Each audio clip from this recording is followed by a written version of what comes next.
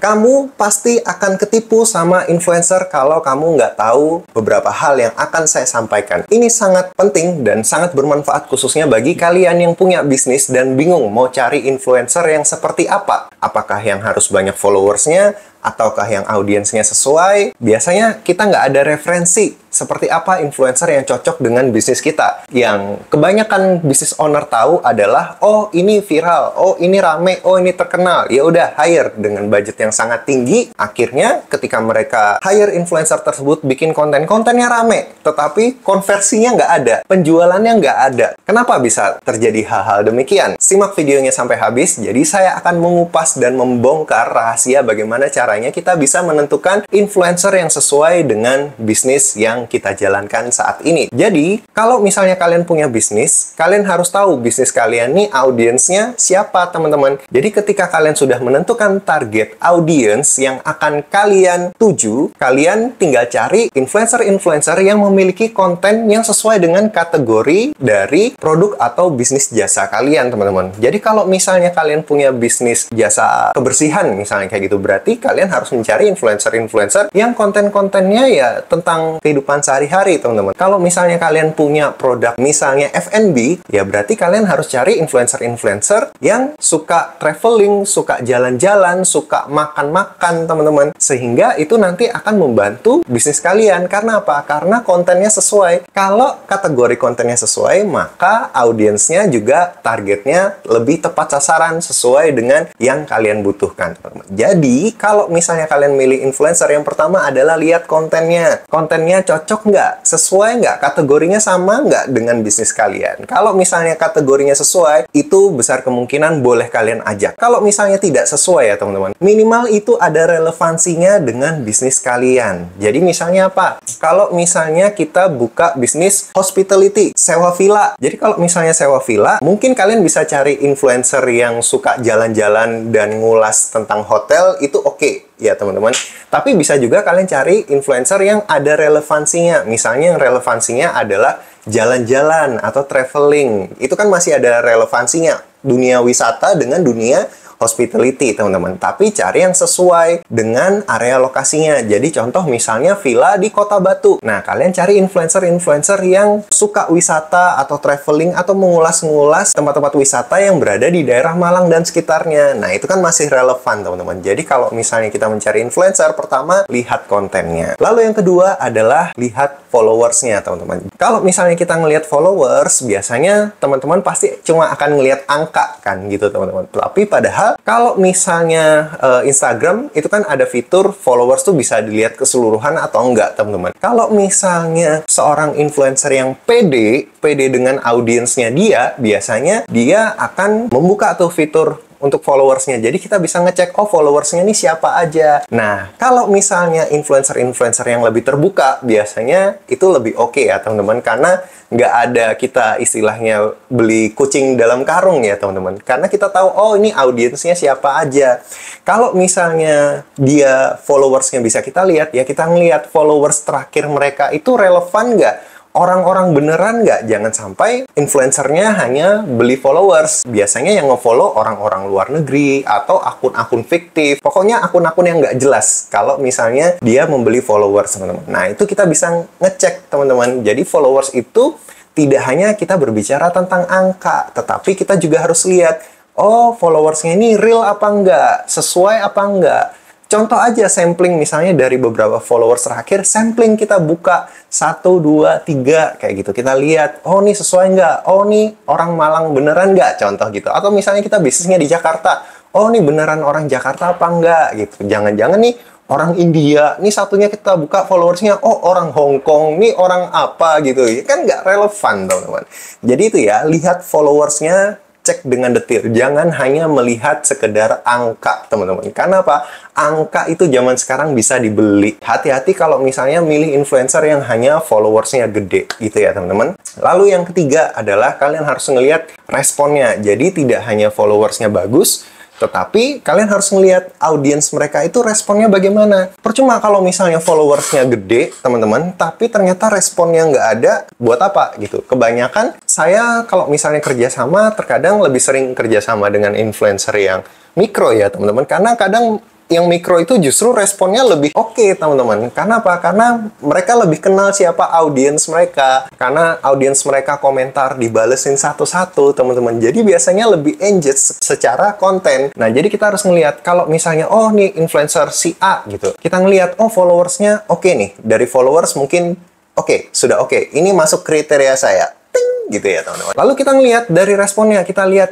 cek di postingan-postingannya. Kalau misalnya kita sudah terbiasa ngelihat konten-konten orang-orang dengan followers tinggi, misalnya followers di atas 10.000. Oh, itu paling tidak views-nya ya ratusan lah. Atau misalnya 1.000 lah gitu. Jadi kita sudah punya ukuran. Lalu misalnya untuk followers 100.000 ke atas, ya paling tidak views-nya untuk satu konten ya paling tidak ya 2.000 lah, 3.000 lah. Nah, contohnya seperti itu. Kalau misalnya kita sudah terbiasa untuk menilai akun-akun, nah itu kita akan punya feeling ya teman-teman untuk kita menilai, oh ini akun responnya ada apa enggak gitu. Jadi jangan sampai wah akunnya followersnya 500.000 gitu, tapi ketika upload konten viewsnya 100, 200, wah itu kan jomplang sekali teman-teman, nggak cocok. Apalagi sudah viewsnya 100, 200, yang komen juga nggak ada gitu, yang like juga cuma 10, 20. Nah itu kan bertolak belakang jauh banget teman-teman. Jadi selain kita ngelihat followersnya, kita juga harus ngelihat respon di masing-masing konten, ya minimal beberapa konten terakhir gitu ya teman-teman, supaya kita tahu, oh followersnya dia nih real apa enggak, engage nggak sama dia. Kalau misalnya nggak engage sama dia, ya jangan teman-teman, berarti kemungkinan followersnya tidak oke atau kualitas followersnya kurang bagus gitu ya teman-teman.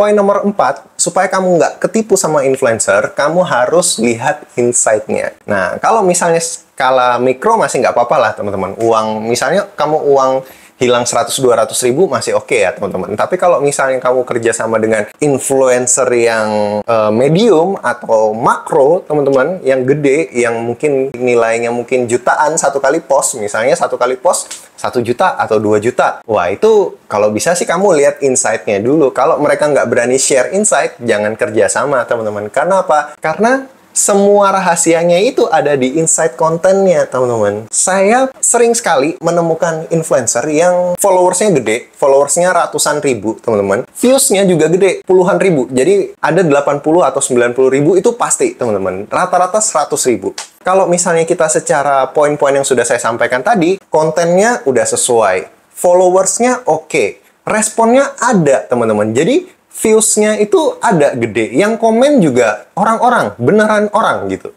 Jadi itu juga oke.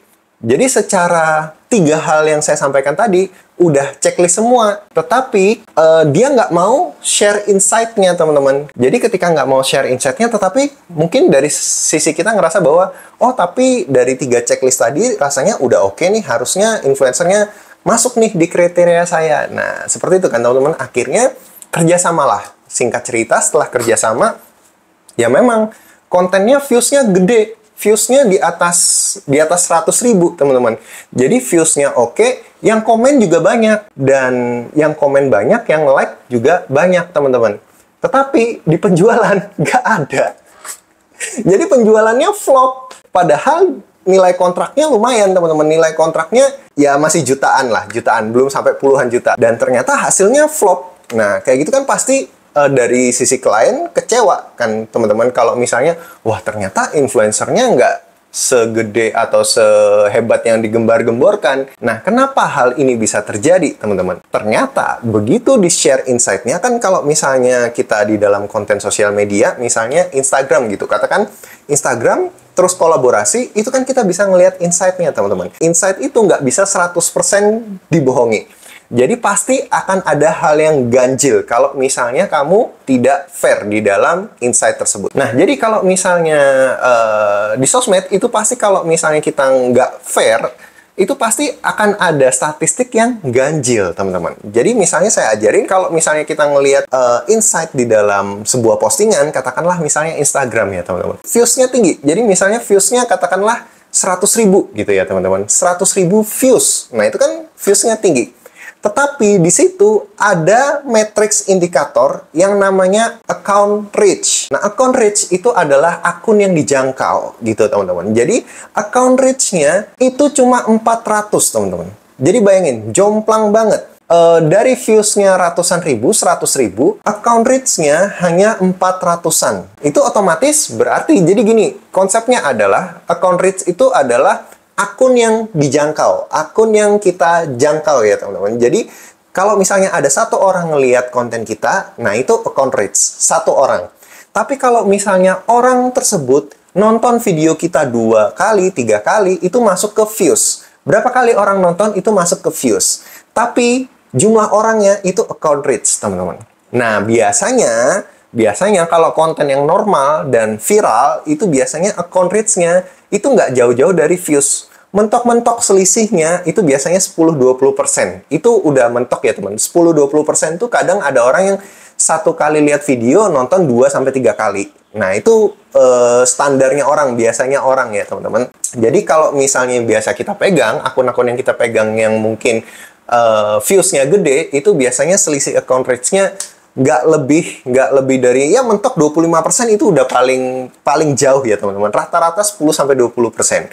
Tetapi kalau misalnya account reach-nya itu jomplang banget, jadi views-nya 100.000, tapi account reach-nya hanya 400, berarti udah terbukti views-nya dia adalah views fiktif, atau bisa dibilang bot, atau beli views, teman-teman. Jadi ketika beli views, bot itu akan berulang nonton konten kita, teman-teman. Jadi ketika bot itu nonton berulang, kelihatan di statistik insight-nya. Jadi views-nya tinggi, tetapi account reach-nya sedikit. Jadi kayak tadi, jomplangnya kan jauh, itu berapa kali persen ya teman-teman. Jadi views-nya 100.000, account reach-nya cuma 400. Nah, akhirnya itulah yang membuat campaign-nya akhirnya flop, seakan-akan, wah, yang komen banyak. Ternyata yang komen adalah komunitasnya dia juga, saling membantu gitu ya teman-teman. Kalau misalnya saya ngepost ini, nanti bantu ya, saya ngepost itu nanti bantu ya. Jadi temennya juga membantu, saling membantu gitu. Akhirnya nggak ada yang beli, akhirnya juga flop, followers juga sedikit nambahnya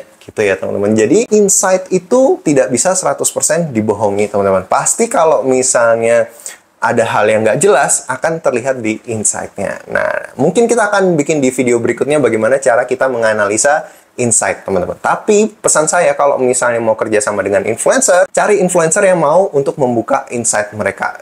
Untuk konten-konten terakhir, teman-teman. Tidak hanya konten-konten yang sudah-sudah, atau konten-konten yang mungkin kita tidak tahu ya teman-teman, karena insight juga masih bisa diedit ya teman-teman, diedit Photoshop misalnya, seperti itu. Jadi cari konten-konten terakhir. Jadi kalau misalnya konten kreator yang jujur, dia pasti nggak akan takut untuk share insight-nya, karena nggak ada yang dirubah, nggak ada yang apa-apa gitu teman-teman. It's okay untuk nge-share ya, karena memang apa adanya seperti itu. Jadi carilah influencer-influencer yang seperti itu ya teman-teman. Lalu poin yang terakhir adalah kalian juga harus lihat influencernya teman-teman. Nah, pastikan influencernya ini sesuai karakternya dengan apa yang kalian cari. Karena kebanyakan banyak influencer yang kadang merasa kayak star syndrome kayak gitu. Habis itu ridersnya harus banyak gitu ya. Maunya itu banyak teman-teman. Jadi kalian harus sesuaikan dengan budget kalian juga. Kalian harus sesuaikan dengan kemampuan kalian juga. Usahakan karakter dari influencernya sesuai dengan bisnis kalian juga. Kalau misalnya bisnis kalian sudah bangun image yang, contohnya image yang elegan, rapi, luxury. Jangan cari konten kreator yang ya mungkin ngomongnya jelek atau omongannya kotor, omongannya kasar kayak gitu teman-teman. Kan nggak sesuai. Cari konten kreator yang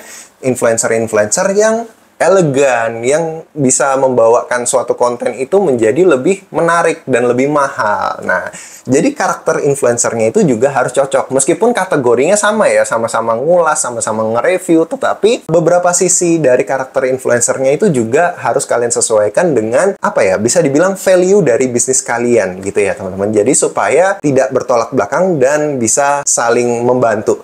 Itu dia 5 hal yang harus kalian tahu sebelum kalian memilih influencer, supaya kalian nggak ketipu, supaya kalian nggak kerja sama mahal-mahal, tetapi akhirnya flop, teman-teman. Jadi, saya review kembali secara singkat. Yang pertama tadi, lihat kontennya. Yang kedua, lihat followersnya. Jangan cuma lihat angka, tapi lihat detail followersnya, teman-teman. Yang ketiga, lihat responnya. Ketika kalian sudah lihat, oh ini followersnya oke, lihat respon di masing-masing kontennya mereka. Terus yang keempat, lihat insight-nya. Konten kreator yang oke, influencer yang oke, dia akan jujur. Ketika dia jujur, dia berani untuk share insight-nya, teman-teman. Dan yang kelima adalah lihat karakter dari influencernya. Sesuai nggak dengan value dari bisnis yang kalian punya, jasa yang kalian punya saat ini. Jadi itu dia, teman-teman, 5 hal yang bisa saya bagikan buat kalian. Semoga ini bisa bermanfaat. Kalau misalnya kalian punya pendapat lain, silahkan tuliskan di kolom komentar. Saya Joshua Hovian, pamit undur diri. Sampai jumpa lagi di video berikutnya. Stay healthy and God bless.